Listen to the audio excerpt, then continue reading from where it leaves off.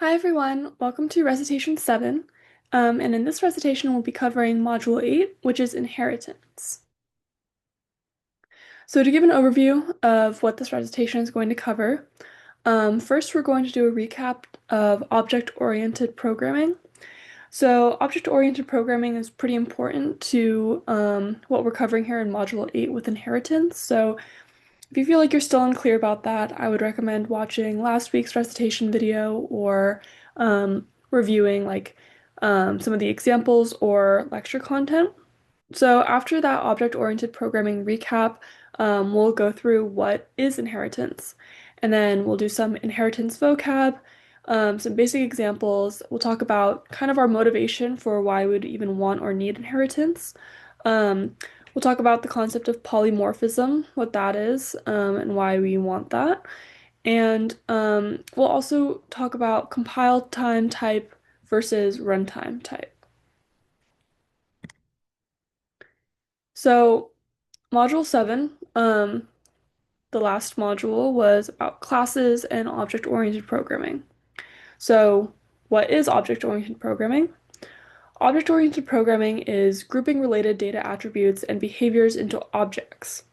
So these attributes are the instance variables for the objects, and to keep data safe, we can make instance variables access private. And then if we want to give very controlled access to instance variables, we can implement accessor and mutator methods, more commonly known kind of as getters and setters. And that allows us to control, limit, and just kind of like filter out access to like modifying and getting our instance variables. And then objects also have behaviors as methods. And similarly, we can change the access depending on like what we need for the program. So we would only want to make methods public if we want another class to be able, or we want other classes in general to be able to access them. Um, Continuing on, constructors are a specific special type of method that actually creates an instance of an object. So there's no return type in the method signature because constructing a new instance of an object doesn't return anything. Um, a constructor will initialize instance variables so that the object has a good initial state to start using for whatever. So this could either be instance variables created with like parameters that are passed in, or it could be instance variables that you're just kind of setting across the board. Um, but if you have any instance variables, those are generally going to be initialized in the constructor. And then last thing on constructors, the constructor must have the same name as the class, and that's how you kind of know that that's what you're trying to do is create a new instance of that class. So last thing on classes, static variables and methods are variables and methods that belong to the class, not the object. So these are things that are going to be constant to the class level and not to each individual object. So for example, math.py and math.sine.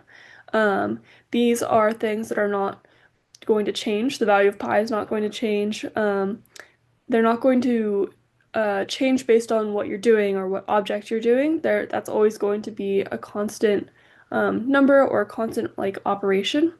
And then similarly, color.red, the color red is not going to change based on what object you're working with or like what your code is doing. Um, and so now I want you guys to kind of think to yourself, how might we write a class to create a movie? And I'll let you guys think for a second, and then I'm going to switch the slide. Here we go. So here's what we might do if we're trying to represent a movie with a class. So we have the class name movie, we have some instance variables like the name of the movie, the director, the year released.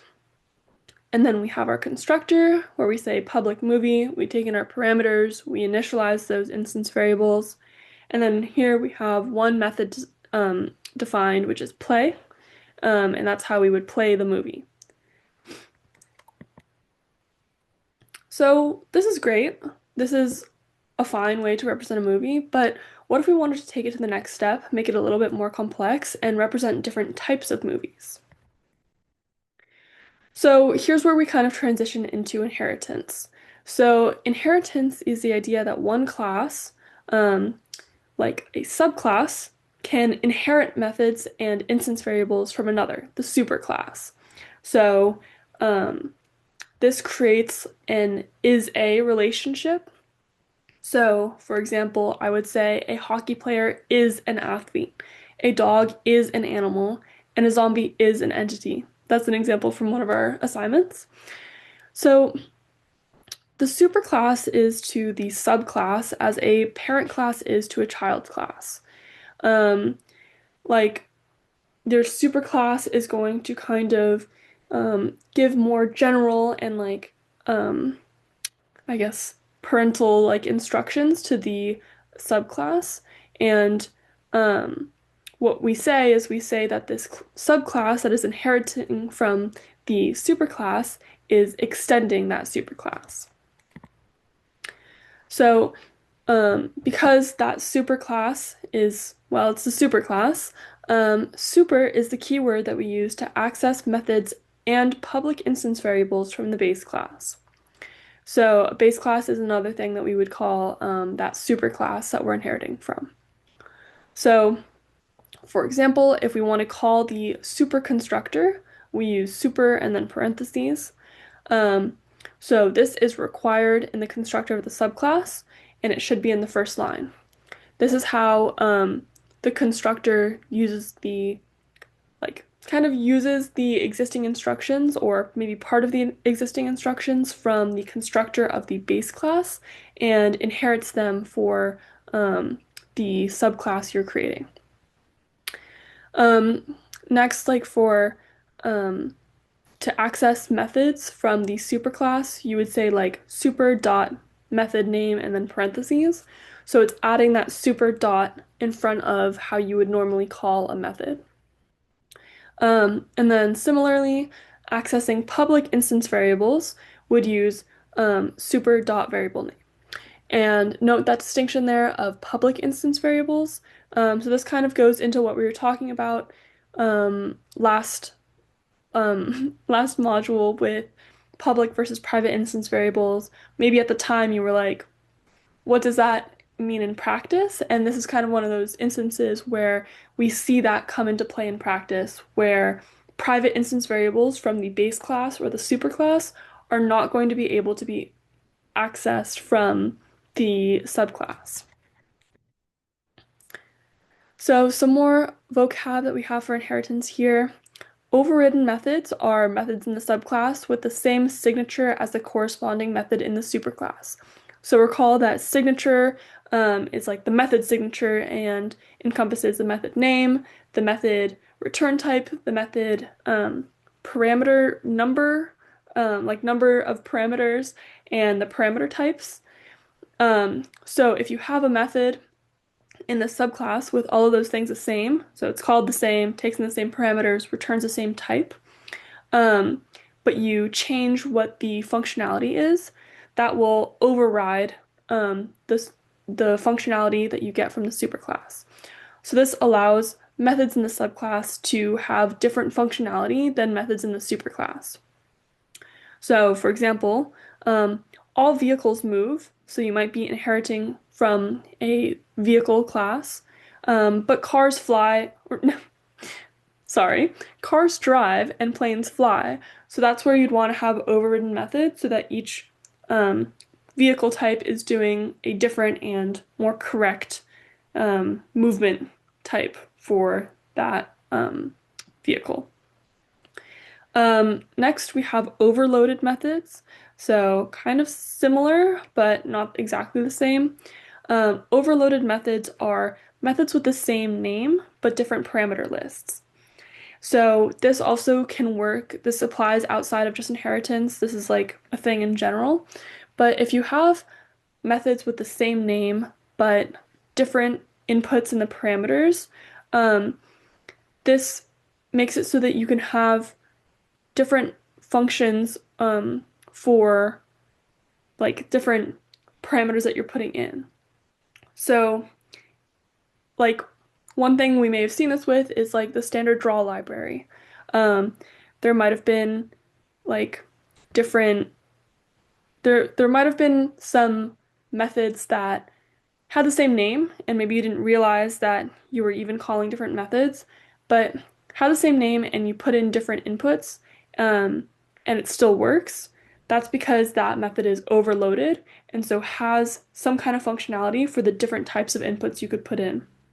So, um, this might be like different number of parameters that you're putting in when you're calling it, but it also could be like different types of parameters when you're calling it. So let's say you have a method um, that works if you put a double in and also works if you have an int in the parameters and has like maybe a slightly different behavior for both to make sure it still works with double and an int. That would be an example of an overloaded method. So the example we have here is string.substring. There are multiple ways to call this. Um, and so that's kind of how you can have one method name and different inputs for how to call it, and it just makes it easier to use from the user side. So getting into kind of more of the examples for inheritance, let's say we want to make a comedy movie class that extends the movie class we made earlier. So you can see in the class signature where we usually would just have public class movie or public class comedy movie. We now have public class comedy movie extends movie. So that's how we're kind of letting it be known from the very beginning that this is inheriting from the movie class. Um, and so as you can see, we don't need to like establish the same instance variables that we've already established in the movie class, right? Here we just have private person lead actor. We don't have the name, director, and year released in this like top part anymore because that would be redundant. We've already done that in movie. So then moving on to the constructor method, as you can see below, where it says public comedy movie, string name, etc. Um, we've added one more parameter to this constructor, right? Now, you're not only taking in the name, director, and year released, but you're also taking in that person, the lead actor. Um, and then in the body of that, we're calling super and then using the name, director, and year released. So what that's doing is this is kind of inheriting. That's the inheritance part is it's saying, hey, use what we've already coded in the movie class to construct an instance of the movie. But in addition, we're going to add this other part in when we say this dot lead actor equals lead actor. So in effect, what this will do is it'll do everything that our constructor in the movie class did. So set the name, set the director, set the year released, and then in addition, we'll also set the lead actor to be equal to this lead actor input we have. So what we previously would have done in many more lines of code where we would have all of those extra instance variables and we'd have all of the setting this dot name equals name. We've shortened that and made that more efficient where we're taking that redundant code from the movie class. So here's a question for you guys. Can we call the play method on a comedy movie? Yes, we can. Comedy movie inherited this method from movie.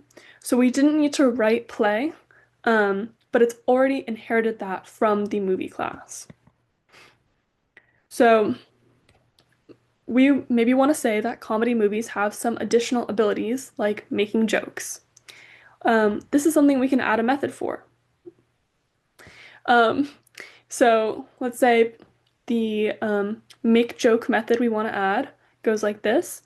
Public void make joke with our string joke is going to print out the joke and then print out ha ha ha ha as laughing. This is something we can just add on and just kind of tack on into our comedy movie, and it's not going to affect movie, but we can just kind of neatly add this into our new subclass. So now, now that we have that method, we want to say that comedy movies make jokes while they're playing. So we want to change how the play method works for comedy movies specifically. So here's how we'd write that. We would write a new method header in comedy movie, and it would say public void play, and it would call the super dot play method. So, like I said before, this is the notation for how to call a method that you're inheriting from the superclass. So super dot play, that calls the original play method. And then what we're adding on is we're adding on this make joke component with knock knock. So kind of similar to how we did the constructor, we're implementing everything we've already done for the movie class, but we're also just adding something else. And so this is an example of overriding, like I mentioned earlier. And so this is how we get a slightly different behavior for this subclass than what we originally had in the superclass. So notice that the method signature for play, so public, void, and play, and then also like the lack of parameters, I guess, is the same as the signature for play and movie. So that's how we successfully override a method, is making sure that we keep that signature the same. So now that we've added this additional code to comedy movie and movie, let's test it. Let's add a main method to our class, create an instance of the super and subclasses, and then call the class's methods on the object. So here's what that would look like. We have our main method.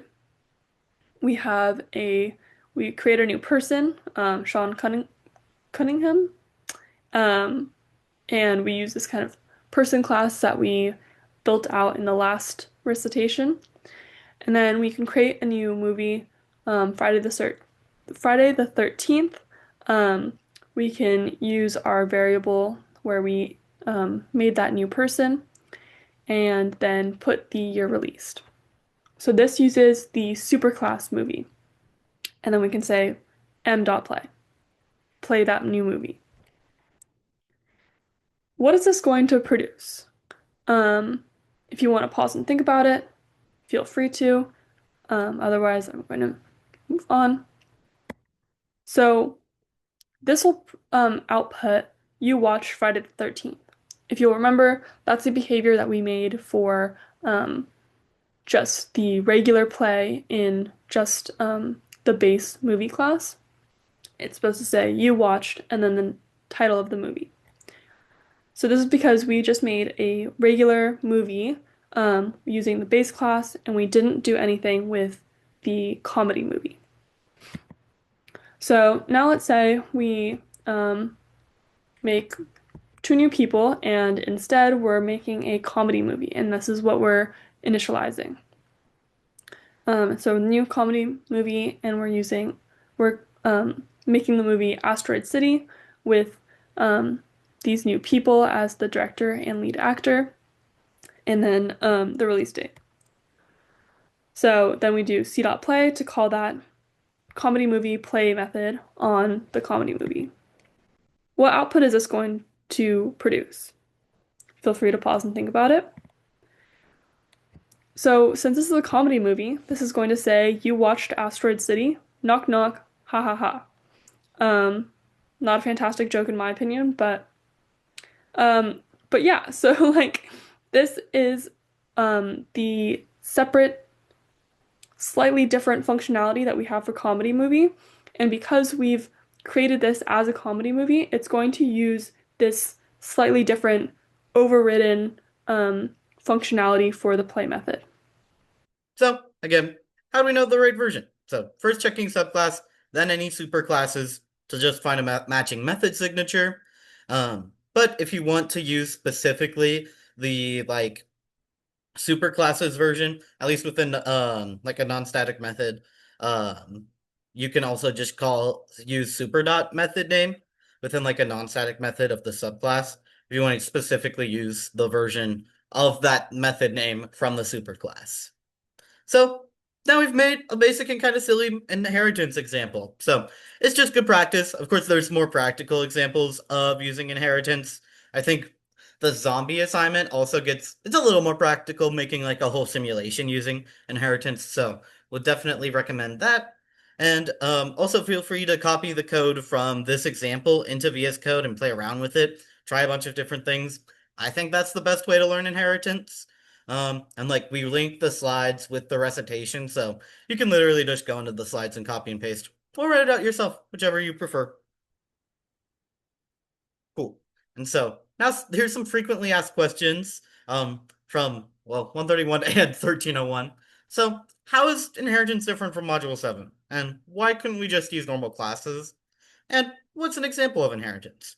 So the reason we want to use inheritance is because we're able to reuse code across similar classes. Like, just a random example, let's say we're making a video game and we have a bunch of different types of power-ups.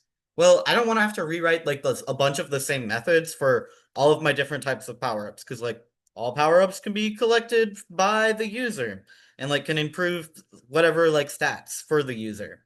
So if we have some common methods in the superclass, then we could make subclass like let's say the superclass is called power-up.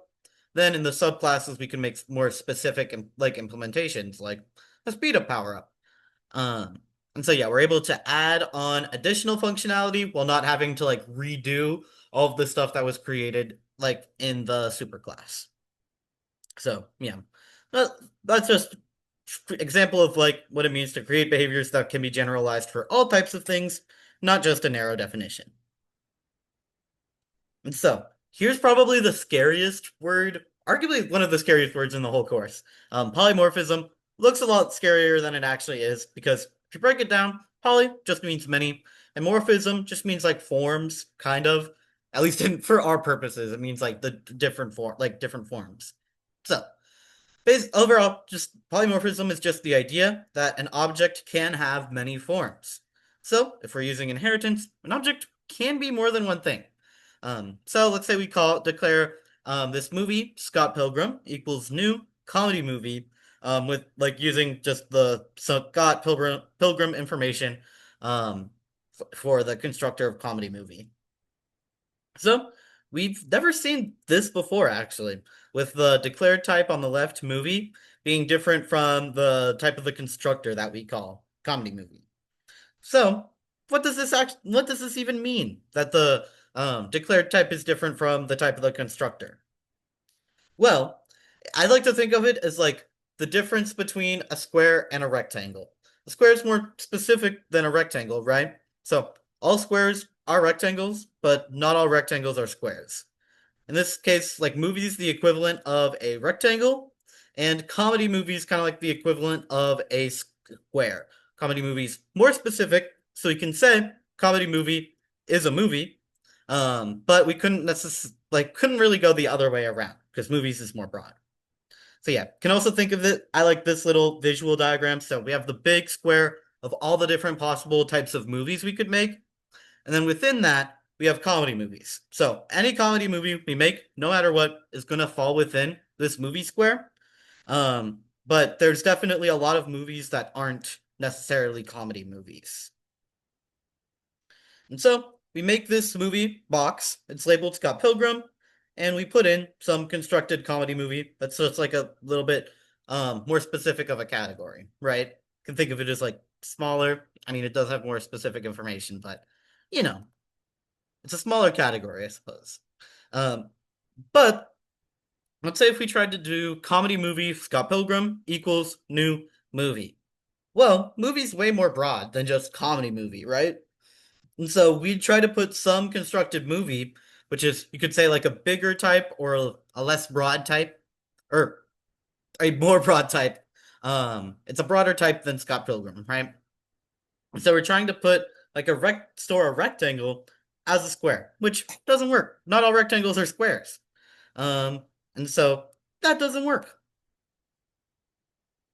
All right. So yeah, just overview of this. Basically, as long as the broader type is on the left, or as the declared type, that's totally chill. But and as long as like the more specific type is on the right, or the subclass is on the right used in the constructor, that's all good. But if you switch it, use the more specific type as the declared type and the broader type as the like constructor or actual type, that is not going to work because you can't store something that's more broad into something more specific. So why do we even have polymorphism? Well, something that's useful is having an array of different movies. So in my letterboxd, apparently I've only seen three movies. But I make this comedy movie, Scott Pilgrim, right? And so think to yourself, do you think I can put Scott Pilgrim in this array? What's your prediction? So I'll give you a couple seconds to think about it. Feel free to pause. Three, two, one. Well, the answer is definitely yes, because a comedy movie is a movie, since a comedy movie extends the movie class, so we can definitely place it in the array. Awesome. So then we can keep track of like all the different movies we have, even though they're different sub classes, they all qualify as movies since they extend the superclass, and so we can store them in the movie array.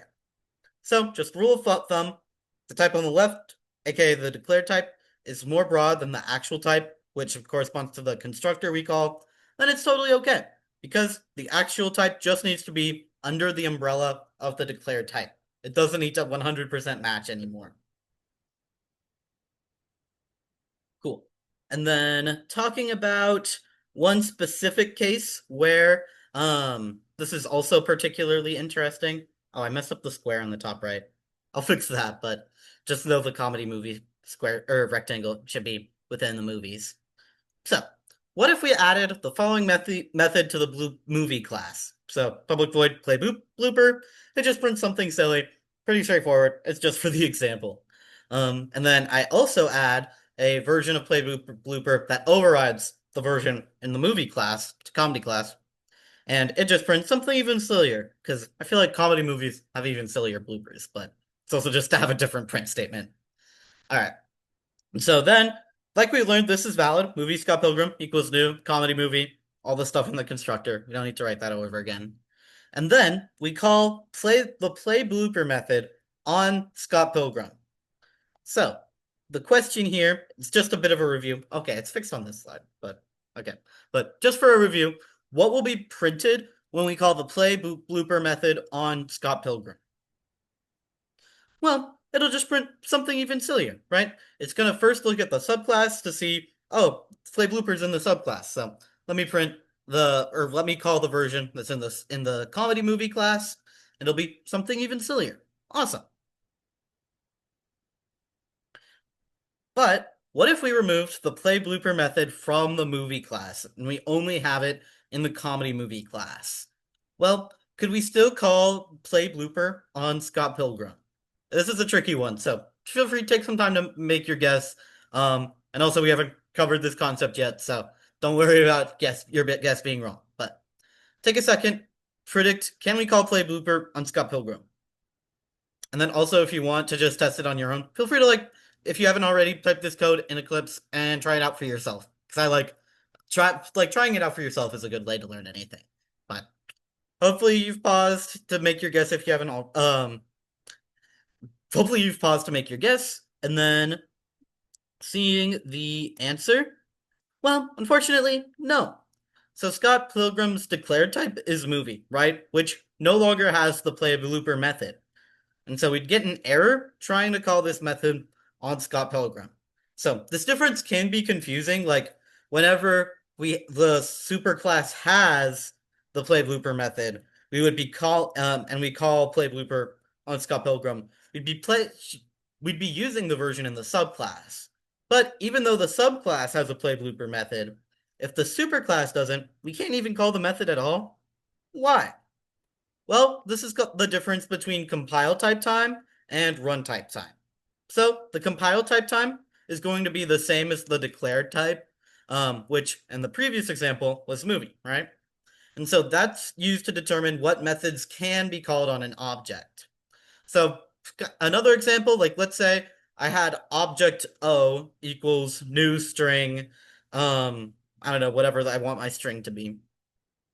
Well, I would only be able to call methods that are in the object class, like toString or equals, I would only be able to call those methods on O, since O's declared type was object. However, when was actually running the program, I'd be able to use like the string version of the equals method. So runtime type, it's the actual type of the type, which based on the constructor called to initialize it. So in the previous example, that was comedy movie. In the example I just verbally gave, that would be string. And so basically the runtime type is used to determine which version of the method to execute when your program is running. And like always, it's first going to check the subclass for that method. If the subclass has it, it's going to use that one. And if not, it'll go to the next superclass. If it has that method, it'll use it. If not, it'll just keep going up to all like the superclasses until there's no more superclasses. So this is probably one of the trickiest things to get a hang of in this unit. So I definitely like practice this on your own just to make sure like the difference between compile type and runtime type. Um, and I feel like typing the movie class code is also good. Try and come up with your own example too. Cool. And then now, just on to what's coming up next in the course. Hopefully y'all liked Inheritance. This is a fun one. Then Module 9 is Abstract Data Types or ADTs, which is our last one. And I mean, we've talked about ADTs in Module 7, but we're getting into some new types of ADTs. And then also next week, we have the Module 8 quiz during lecture, and we'd expect you to finish assignment 8 next week.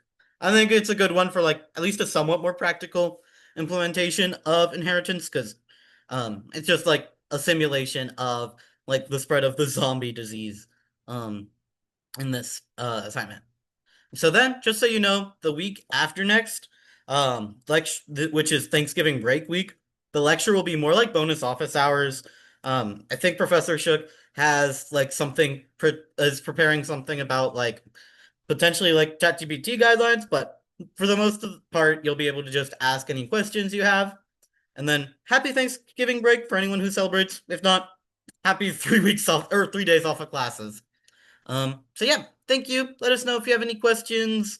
Bye bye.